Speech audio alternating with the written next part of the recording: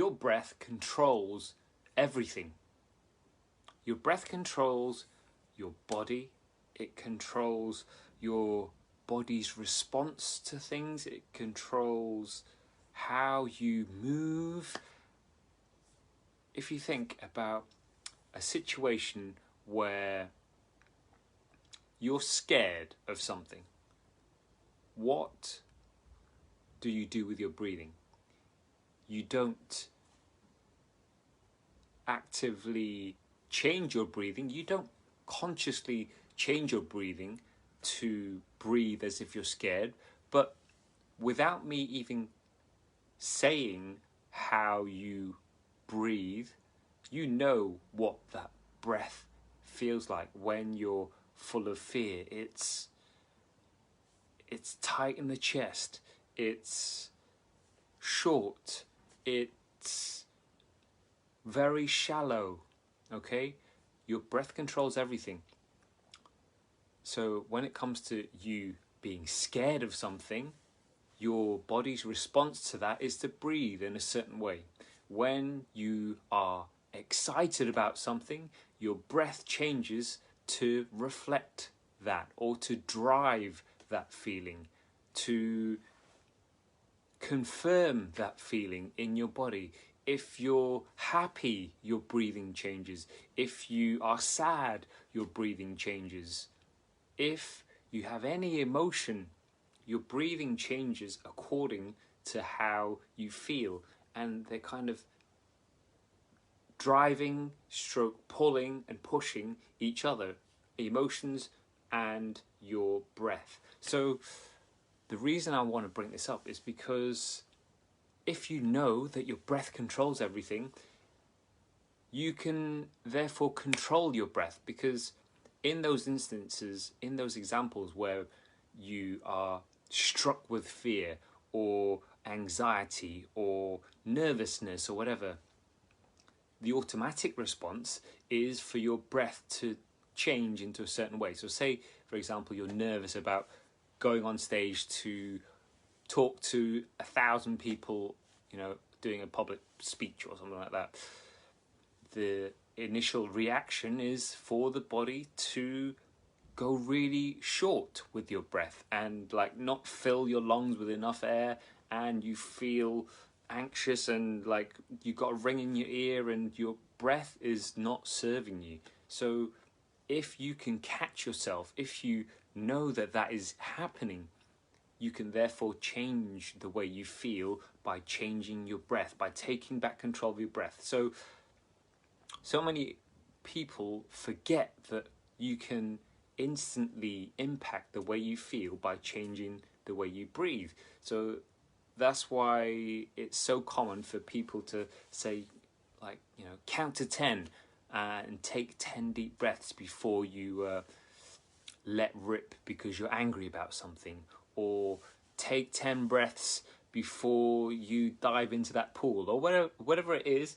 Like, if you can control your breath, if you can slow things down or speed things up, if you want to go the other way and you want to get ready for something, then you're going to take lots of breath. If you want to slow down the body in general, you want to slow down your breath. Okay, so your breath controls everything, and I think the reminder is that you have control over your breath. Like, if you're just walking down the street, then your mind is elsewhere, and luckily for us, we don't have to control our breathing in terms of we just breathe, right? We just breathe. For 99% of the population who are lucky enough to have a healthy pair of lungs. But then, it also comes to the point where you are allowed to change the way you breathe if you want to change the way you feel. So the example I always like to use is when you're nervous, the physical responses within your body, the sweaty palms, the shortness of breath, the anxiety, that is pretty much the same feeling that you get when you're excited. It's just in that moment you're choosing to make this breathing pattern that you have mean that you're nervous. Whereas if you reframe it and you treat it as, actually, I'm getting excited about this. I'm getting excited about asking that girl. I'm getting excited about making this decision. I'm getting excited about kicking that ball, or whatever it is, going on the roller coaster. If you can reframe it as well as control your breath, you can control the way you feel. So with that powerful tool in your pocket,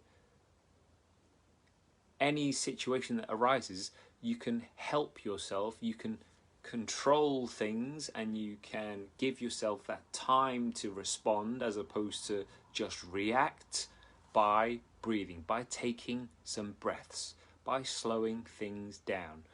This is why it's so powerful as part of your daily routine to do some kind of breath work, right? It could be as simple as just taking 10 breaths by yourself behind a locked door, in a closed, lights off or whatever. Like, it can be taking 10 breaths to slow things down, and this has this dampening, calming effect on the body if you take 10 breaths, especially if you take breaths through the nose, okay?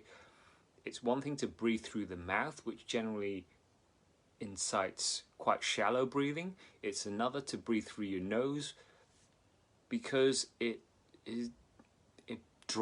forces you to breathe deeper, and it also helps you to get more air into your system and help the nervous system to switch over to the parasympathetic in terms of that calm state, rather than being in this heightened, kind of fight or flight kind of state where you're short of breath and you're breathing really rapidly.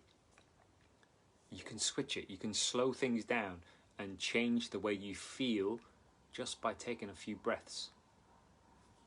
Just by taking a few breaths. So control your breathing is what I'm saying, is what I'm recommending. Give it a go, give it a try. Start your day by breathing, and there's no set pattern. There are loads of ways that you can breathe, but the important thing is that you give it a go and see how it makes you feel. And it's something that as you practice whatever protocol that you want to try, the more you practice, the better you get, in terms of the better it makes you feel. It's kind of like a physical meditation, right?